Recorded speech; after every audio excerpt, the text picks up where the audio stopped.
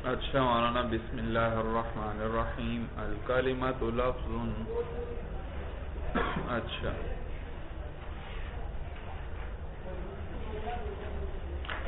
مصنف رحمہ اللہ علامہ ابن حاجب انہوں نے بسم اللہ کے بعد الکلمۃ لفظ کہا،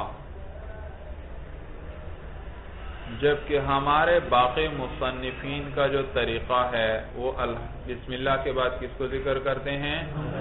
الحمدللہ کو ذکر کرتے ہیں. انہوں نے الحمدللہ کو ذکر نہیں کیا، اس کی کیا وجہ ہے؟ کیونکہ حدیث آتی ہے بسم اللہ کے بارے میں بھی ہے، الحمدللہ کے بارے میں بھی ہے. کل امر ذی بال لم یبدأ فیہ بسم اللہ فہو ابتر، اور اسی طرح کل امر ذی بال لم یبدأ فیہ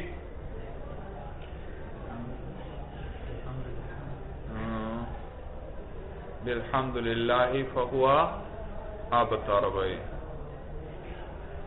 سمجھ میں آیا؟ تو یہاں انہوں نے ذکر نہیں کیا. بھائی جواب یہ مولانا کہ مصنف رحمہ اللہ نے اگرچہ کتاب میں ذکر نہیں کی، لیکن یقیناً انہوں نے زبان سے ضرور پڑھی ہوگی، کیونکہ مصنف جو ہیں بہت بڑے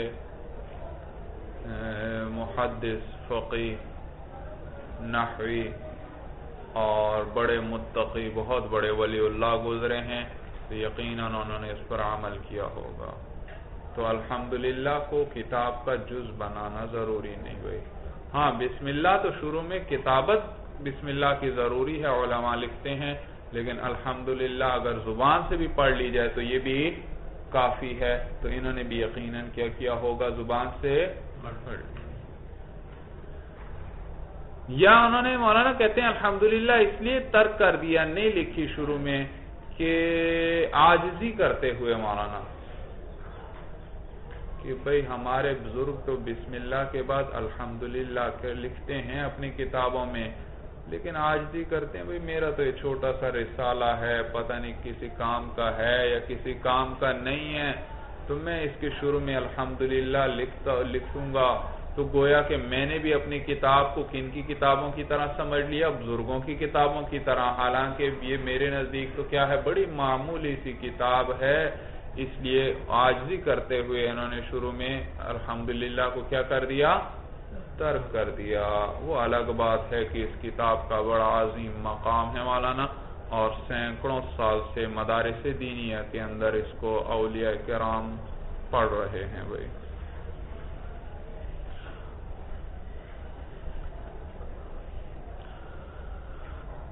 کہتے ہیں الکلمۃ لفظ وضع لمعنى مفرد تینوں اعراب جائز ہیں.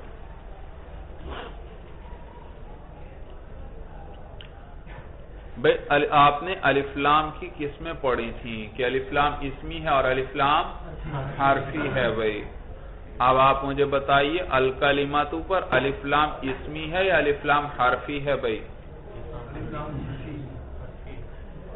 جی الف لام حرفی ہے. الف لام کیونکہ الف لام اسمی تو کس پر آتا ہے؟ اس میں فاعل پر اور اس میں.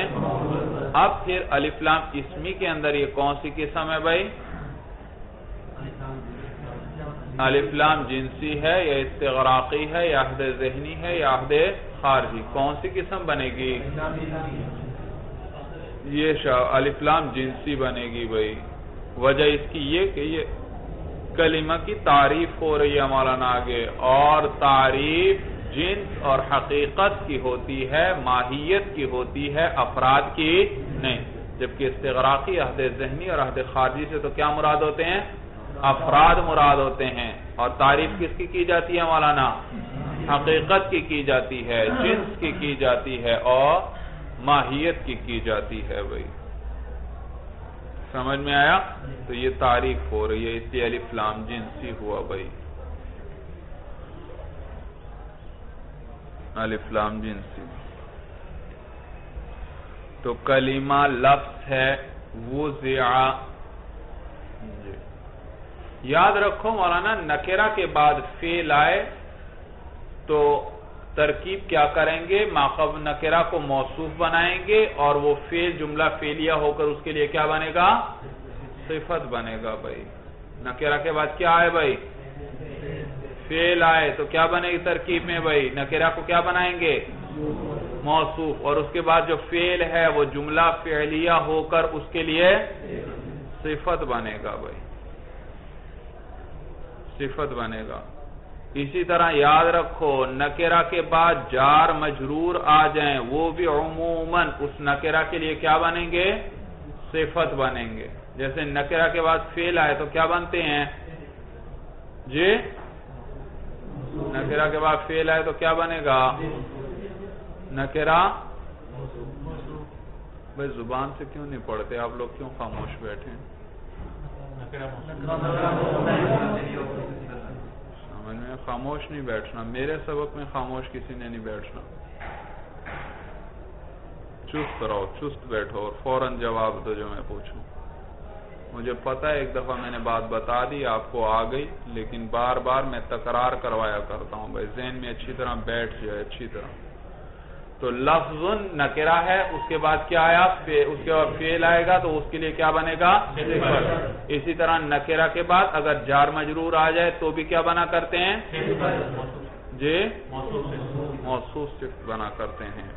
تو یہاں بھی دیکھیے لفظ نکرہ ہے اور اس کے بعد وضع فعل آ رہا ہے تو لفظ کو موصوف بنائیں گے اور وضع پورا جملہ فعلیہ اس کے لیے کیا بنے گا؟ صفت بنے گا۔ صفت پڑھو، صفت مولانا صفت کیا ہوتا ہے؟ صفتن عربی میں گولتا آتی ہے، صفتن میں تانیث کی، اور عربی کے اندر تائے تانیث سے ما قبل ہمیشہ آپ تلاش کر لیں آپ کو مفتوح ملے گا۔ صفتن، قائمتن، ضاربتن وغیرہ کوئی بھی آپ مثال دیکھ لیں تائے تانیث سے ما قبل مفتوح ہوگا بھائی، تو صفتن،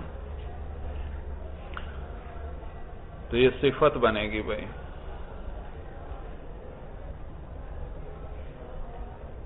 اور یاد رکھو موصوف صفت کا ترجمہ کرتے ہوئے موصوف سے پہلے ایسا یا ایسی کا لفظ عموماً لے آئیں گے، ایسا یا ایسی۔ تو الکلمۃ لفظ، کلمہ ایسا لفظ ہے، لفظ موصوف ہے اس سے پہلے میں ایسا لے آیا، کلمہ ایسا لفظ ہے وضع کہ اسے وضع کیا گیا ہو لمعنن، کس کے لیے؟ ایک معنی کے لیے، مفردن، وہ معنی کیسا ہو؟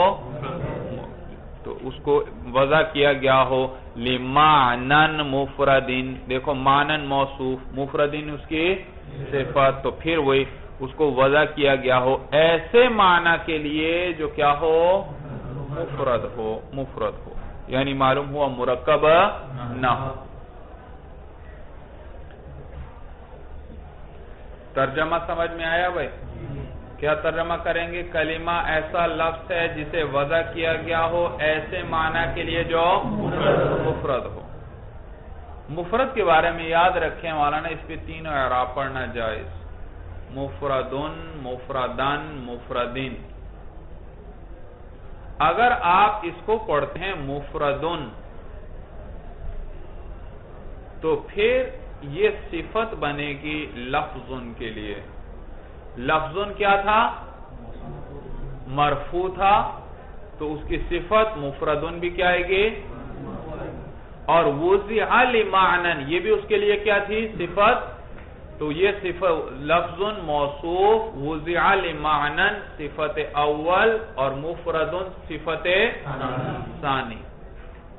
تو اب ترجمہ یوں کریں مولانا، کلمہ ایسا لفظ ہے جسے وضع کیا گیا ہو معنی کے لیے، اور ایسا لفظ ہے جو مفرد ہو، ایسا لفظ ہے جسے وضع کیا گیا ہو معنی کے لیے اور وہ کیا ہو؟ وہ لفظ مفرد ہو، لفظ یعنی اس مرکب نہ ہو، اس کے اجزاء نہ ہو، یعنی جزء لفظ جزء معنی پر دلالت نہ کر۔ یہ ترکیب سب کو سمجھ میں آئی؟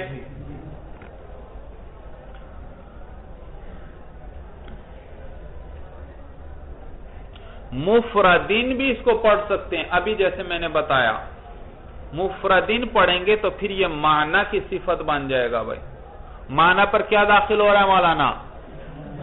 لام جارہ. اور لام جارہ کیا عمل کرتا ہے؟ جر دیتا ہے مولانا. تو معنن موصوف یہ مجرور ہے تو مفردین اس کی صفت بھی کیا ہو جائے گی؟ مجرور ہو جائے گی. تو یہ موصوف صفت. تو اب عبارت کیوں ہوئی؟ الکلمۃ لفظ وضع لمعنى مفرد. کلمہ ایسا لفظ ہے جسے وضع کیا گیا ہو ایسے معنی کے لیے جو مفرد ہو. اب دیکھو وہ معنی مفرد ہونا چاہیے. بھائی سمجھ میں ہے؟ یعنی وہ معنی مرکب نہ ہو. یہ دوسری ترکیب ہوئی.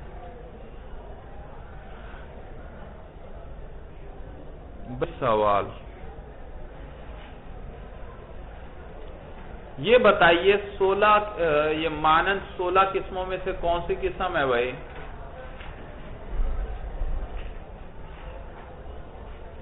بتاؤ بھائی 16 قسموں میں سے کون سی قسم ہے بھائی؟ اس میں منقوص کس کو کہتے ہیں؟ یا ما قبل مکسور ہے، معنی ہے کوئی لفظ تو معنی ہوتا ہے.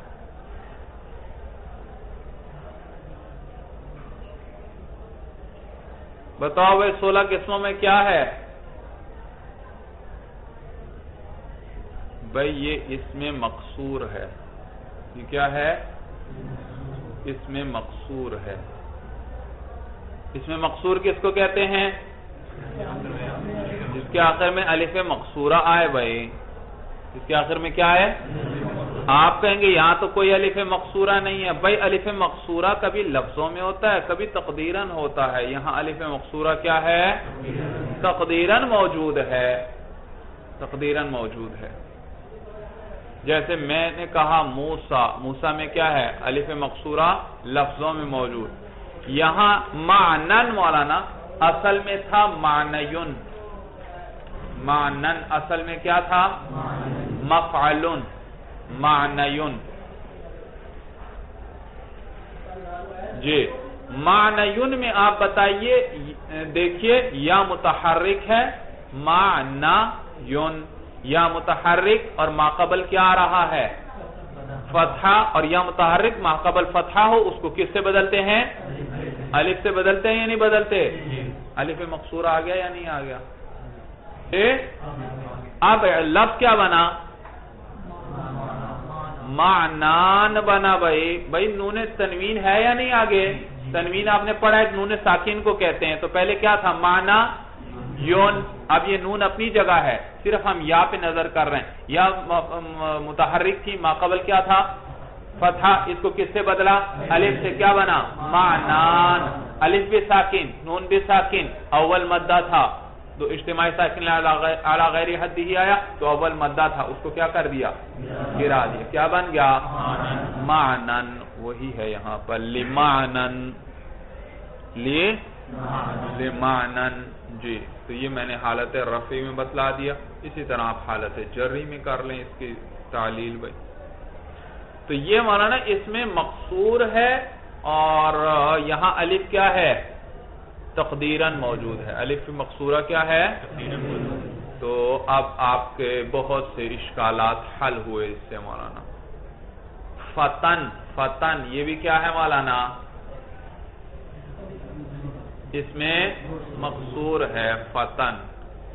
اسی طرح عفن. عفا. بھائی اس پر الف لام آئے گا تو آپ پڑھیں گے المعنی. اب چونکہ وہ تنوین نہیں ہے نا تو اب وہ الف نہیں گرے گا. المعنی. المعنیو تھا پھر کیا ہوا؟ یا کس سے بدلا؟ المعنی رہے گا. العصا. یہاں بھی اسی طرح ہے. الف لام ہوگا تو پھر عصا کے آخر میں کیا آئے گا؟ الف آئے گا. لیکن الف لام نہ ہو تو پھر یہ الف کیا ہو جائے گا؟ گر جائے گا. تو عصن کہیں گے بھائی عبارت میں درمیان. اسی طرح الفتح. الف لام ہو تو پھر کیا ہوگا؟ الف آئے گا، لیکن اگر الف لام نہیں ہے تو تنوین کی وجہ سے وہ الف کیا ہوگا؟ گر جائے گا۔ سورت سب کو سمجھ میں آئی بھائی؟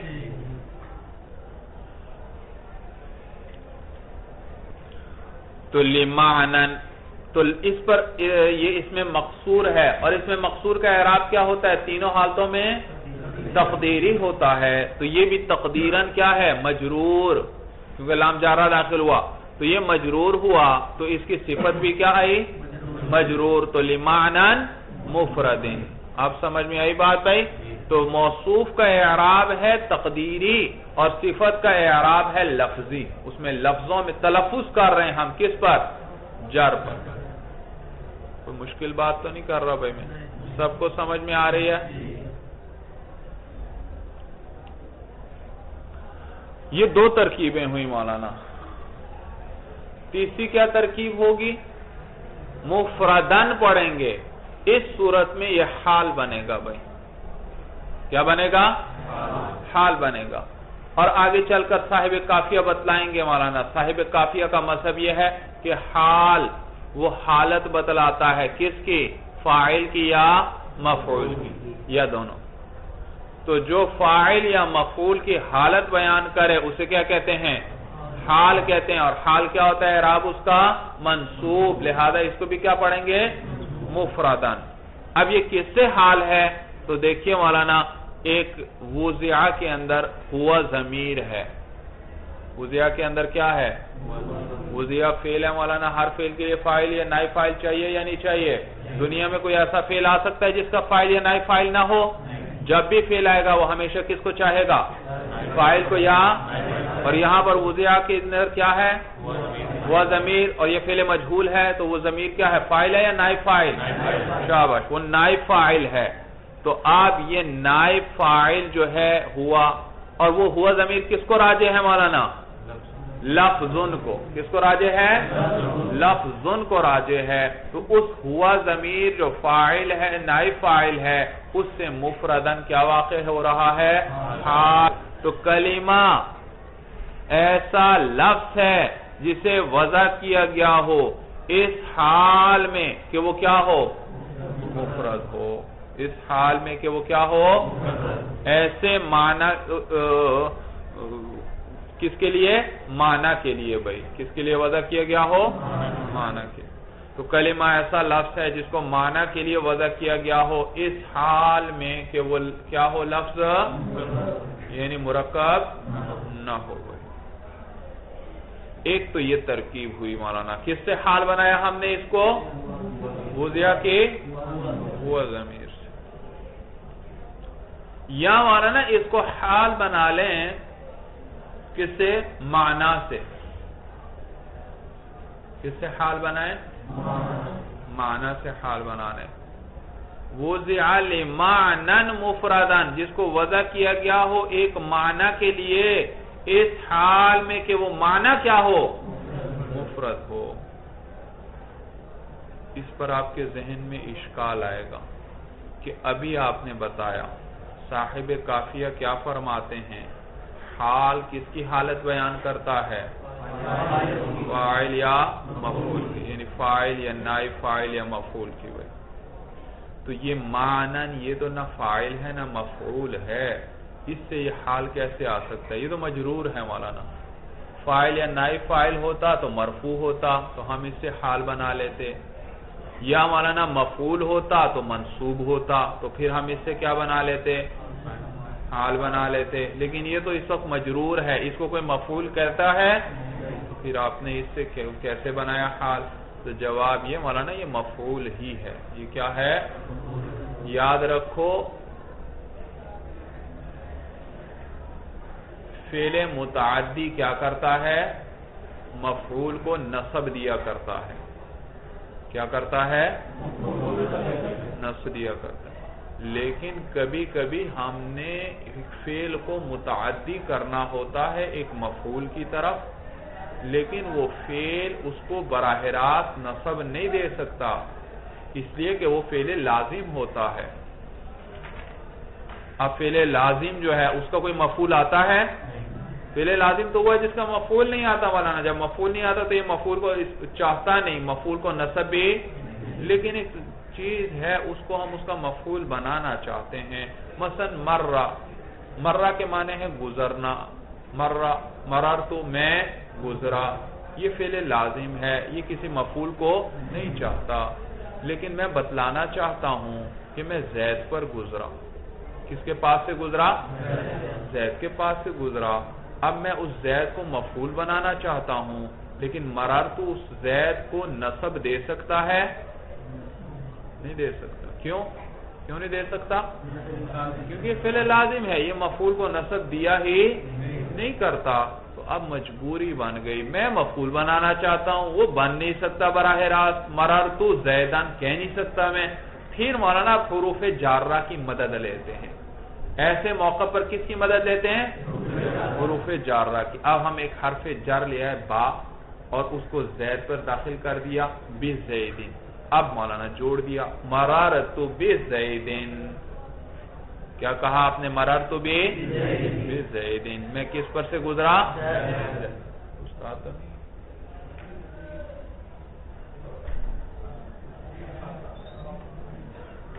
میں کس کے پاس سے گزرا؟ زید کے پاس سے گزرا, زید پر گزرا. تو اب مولانا یاد رکھو, یہ حروف جارہ جن پر داخل ہوں اور وہ جس فعل وغیرہ سے متعلق ہوں تو یہ بھی در اصل مفعول ہیں, لیکن کس کے واسطے سے؟ بواسطہ حرف جر کے. اسی طرح مثال کے طور پر میں کہتا ہوں میں نے زید کی لاٹھی سے پٹائی کی. ضربت زیدن, میں نے کس کی پٹائی کی؟ زید کی. اور کس سے پٹائی کی؟ لاٹھی سے. تو اب اس لاٹھی کو بھی میں ضربہ کا مفعول بنانا چاہتا ہوں, لیکن مفعول تو وہ ایک ہی چاہتا تھا. ضربہ متعدی ہے, کتنے مفاعل کی طرف؟ ایک کی طرف. اور وہ ایک آ چکا ہے, کون؟ زید. میں نے کس کی پٹائی کی ہے؟ لیکن میں عصا کو بھی تو اس کا مفعول بنانا چاہتا ہوں. اب کیا کریں بھائی, یہ نصب دے نہیں سکتا. ایک کو نصب دیتا تھا اور یہ دے چکا ہے. اب میں حرف جر کی مدد لیتا ہوں, با لے آتا ہوں. بالعصا ضربت زیدن بالعصا. تو اب یہ اس کا مفعول بن گیا مولانا, لیکن براہ راست بنا یا بواسطہ حرف جر کے؟ جر کے. تو یہ جو حروف جارہ کے واسطے سے کسی فعل سے متعلق ہوگا وغیرہ, تو یہ اس کے لیے کیا کہلائے گا؟ مفعول. لیکن مفعول بھی غیر صریح. ایک وہ ہے جس پہ نصب آ رہا ہے, وہ مفعول بھی صریح ہے. اور ایک یہ مجرور ہے, یہ کیا کہلاتا ہے؟ مفعول بھی غیر صریح کہلاتا ہے. سب کو سمجھ میں آئی بات؟ یہ مجرور کیا کہلاتا ہے بھائی؟ جی, اور جس پہ نصب آئے وہ مفعول بھی صریح. تو معنن بھی کیا ہے مولانا؟ مفعول بھی ہے, البتہ کون سا ہے؟ غیر. اور مفعول بھی سے کیا آیا کرتا ہے؟ حال آیا کرتا ہے. تو اس سے بھی مفردن حال کا آنا صحیح ہوا. سمجھ میں آئی بات بھائی؟ چلیے مولانا, ھذا هو المرام واللہ اعلم بحقیقت الکلام.